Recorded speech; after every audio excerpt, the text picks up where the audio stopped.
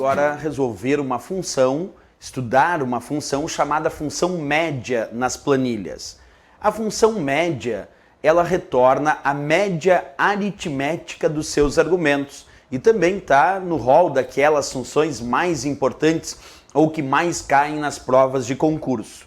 Para entender como resolver a função média em relação à média aritmética dos seus argumentos, eu sempre indico 4 etapas, 4 passos, e aí tu anota aí no teu caderno, anota aí no teu material, quais são essas 4 etapas para resolver a função média. Vamos lá. O primeiro passo para resolver uma função média é entender o que ela faz. E como eu disse, ela retorna a média aritmética dos seus argumentos.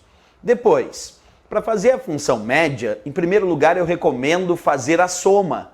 Observa, antes então de estudar a função média, é importante que tu já tenha estudado a função soma. Por que isso? Porque o primeiro passo para resolver qualquer função média em provas de concurso é fazer a soma. É imaginar, em primeiro lugar, que aquela função é uma função soma e resolver como se tu estivesse resolvendo uma função soma normal. Esse é o primeiro passo para resolver a função média. Então, fazer a soma. Segundo passo, tu vai pegar o resultado desta soma e vai dividir pelo número de argumentos. Então, a segunda regra para resolver uma função média em provas é justamente pegar o resultado da soma e dividir pelo número de argumentos. Vamos imaginar, o resultado da soma deu 10 e a função tem 2 argumentos. Então, é 10, que é o resultado da soma, dividido por 2 argumentos, o resultado da média vai dar 5. Então, primeiro tu faz a soma e depois, como segundo passo, como segunda regra, tu acaba dividindo pelo número de argumentos. Vamos ao terceiro passo, a terceira regra. Essa regra é usada em intervalos e ela diz: em intervalos, dividir pelo número de células que estão sendo referenciadas. Observa, a terceira regra só deve ser utilizada nos casos onde tu encontra 2 pontos, porque quem indica intervalo dentro de uma função é o 2 pontos.